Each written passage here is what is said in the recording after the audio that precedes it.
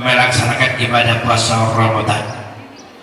Pertama-tama sekali mari sama-sama kita mengucapkan kalimat puji dan syukur kepada Allah Subhanahu wa taala.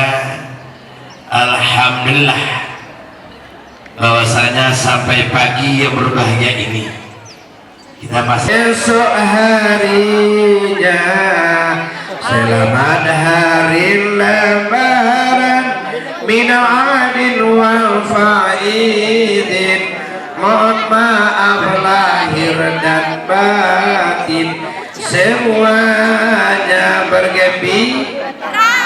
Yuk bergembira gitu nah.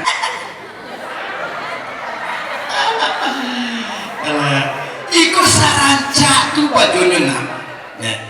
Depa sampaian khusus kepada anak bapak. Alhamdulillah ini nomor 2 bu tamat semati go Bukit Tinggi bus lah keluar dan lulusnya rusak.